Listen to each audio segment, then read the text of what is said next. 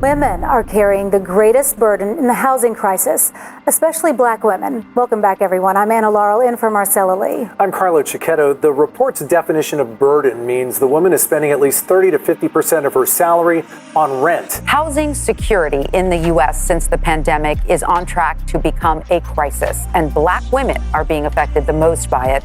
According to Eviction Lab, there were more than 434,000 evictions last year. So for some context to this, the eviction moratorium was in place for a large portion of the year, but the number of renters at risk of eviction as of January spiked to about 3 million and counting.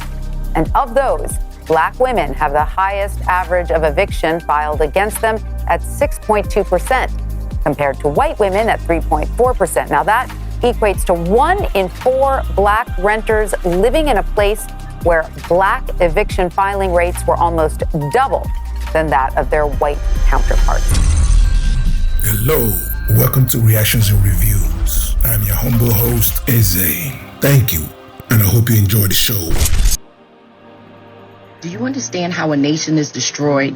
By getting rid of the men, leaving the women, children, and elderly vulnerable. How does one get rid of men, you ask? Dehumanizing, degrading, stripping them of lack of resources, which affects the ability to provide. Violation of everything that man believes makes him a man. Final step is to rid him of the one thing that he has left, the only thing that he could depend on and build him up. His woman who has felt her man's pain, held him while he licked his wounds, preparing him and being his incentive to fight another day. His woman is now getting the opportunities that he can't get, and her experiences are not the same as the ones he described to her. After a while, she starts to buy into the false narrative that was created about him. So no longer does she uplift and support him because she feels, if I could do it, you could do it too. She starts to measure her man by the example of other men of other nations, and she starts to resent him. Her words are used as weapons against him, and her once nurturing and caring tone is now filled with venom, and they're like punches to his gut. She no longer respects him. Now, his woman is advocating with the masses that her man is worthless. Those are daggers to his heart. He is officially alone, prey, ready to be slaughtered, and his woman is handing him over on a silver platter. What the woman doesn't understand is that she's a pawn. She's so caught up in living her best life, she doesn't realize that she is now vulnerable. The same tactics that were used to destroy her man will be used against her, and she will be replaced. Look around you. The pieces are already being put in place. Because what we're seeing now is Zaddy pulling the rug out from under the collective of Black women. And I still don't know if Black women understand actually what's happening to them. We've seen now more and more where Black women are getting evicted, and they're getting evicted with their children. Today has been a long-awaited date for me personally. I've had a tenant who's occupied one of my properties for the last 6 months rent-free, literally rent-free. But what's important here is this day has finally come, and I'm looking forward to repossessing my home and taking the next steps. This was the same lady who went on to create all type of ridiculous storylines about me online and made videos of me. I'm gonna catch you, fuck nigga, and I'm gonna do something to you. Stop fucking with my mama. You bald-head ass, ugly, mouth, stupid ass nigga. If you made it this far, hit that like button and leave a comment to trigger YouTube's algorithm. I'm a new channel and I'm trying to grow. So hit that subscribe button and hit that bell to let you know every time I upload a new video. And what's going on right now is that there are a lot of landlords, there are a lot of property owners, there are a lot of real estate owners and agencies that are now saying all across in different cities of the United States are saying that they no longer accept Section 8 vouchers because of the reputation of the people who generally hold Section 8 vouchers, and saying that these people are very destructive to the properties and they leave them any kind of way. Through negligence and through, being reckless in the rental space, they'll tear it up. They'll tear up the appliances, the walls, the floor. They'll have infestations of vermin and roaches and things of that nature that the landlord has to pay for consistently, and then it's difficult to get them out of the property. Imagine being told you have until the end of the month to get out of your home. That's what happened to one mother of 6 after the new owners of West Premier said they will no longer accept Section 8 vouchers. They never said that I can stay for extension or nothing. So now me and my kids are bouncing from place to place. Getting this eviction is this very sort of permanent stain on their record. It impacts their credit, it impacts their ability to find more housing. A lot of these Black women are more likely to experience bouts of homelessness as a result of these evictions. Their credit is less likely to remain intact after having some of these housing issues. That's basically the trick bag that a lot of Black women are in now with the Section 8 vouchers. Along with that, there have been a lot of cuts in different cities on SNAP benefits, EBT benefits, both the food and the monetary. They sometimes they actually give you money as well as food stamps and things of that nature.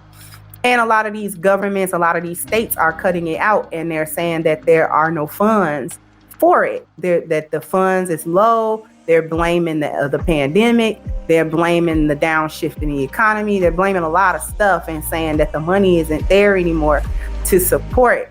But what I want to show you is where the money's going, because it's not so much that the government doesn't have the money anymore.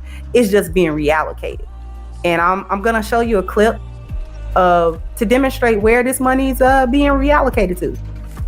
And it's going to deliver much needed humanitarian assistance as well as food, water, medicine, shelter, and other aid to Ukrainians displaced by Russia's war, and provide aid for those seeking refuge in other countries from Ukraine. It's also going to help schools and hospitals open. It's going to allow pensions and social support to be paid to the Ukrainian people so they have something in their pocket. Did you hear him? Did you hear where your money is going now? See, all of that aid that they were giving and that Black women were able to take advantage of in the country, and they were able to snub their noses at Black men and say, we don't need you because we're able to get Section 8. We're able to get the necessary things that we need, and they don't have to come from you. They can come from the government, and we can just work or we can do whatever to make other ends meet and things of that nature. See, they're sliding that just right out from under you. Many of the ladies that come in Black and brown are single parents, and so they don't have that family support or that dad that's paying child support, and so they're really struggling.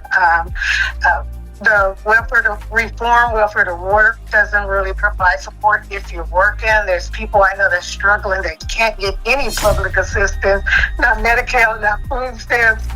And he's giving it to his people. They giving it to Ukrainians is they people. You not they people.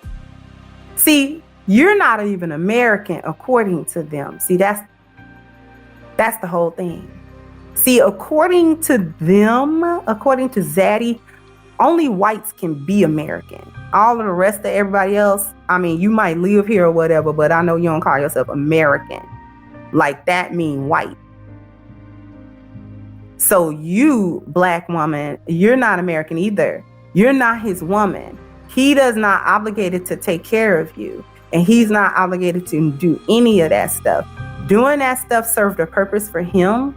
It helped in the crusade that he had against the Black family and against Black men specifically. And you were the perfect weapon to utilize. And so he was willing to give you decades upon decades of unlimited help. It doesn't matter that the women are and the other people are from the Ukraine. They white.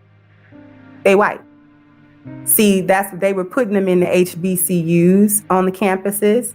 See, they're not going to have them women out in living in their vans. They got refugee status. All of that money that he was allocating to you is now just simply being reallocated where he wants it to be. And see, it's a smack in your face.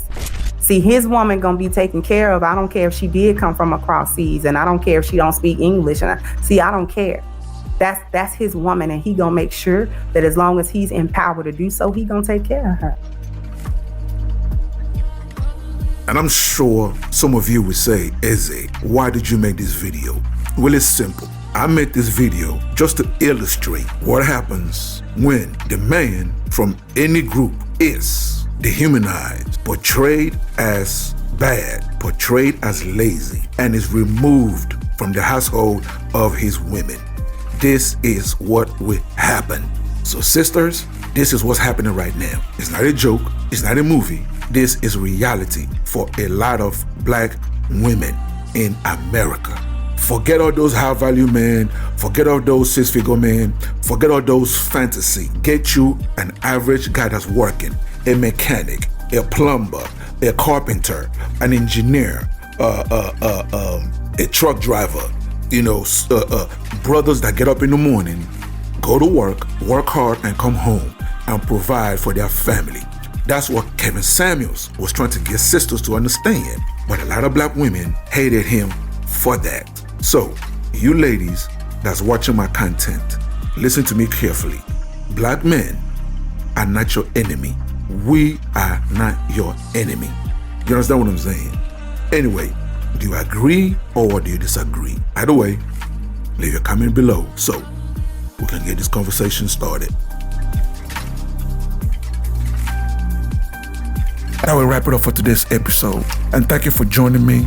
So please leave a comment below. If you agree, if you disagree, it doesn't matter. Leave the comment below. And also, you tell me what you want me to cover. You tell me what you want me to discuss and what you want me to react to. Okay?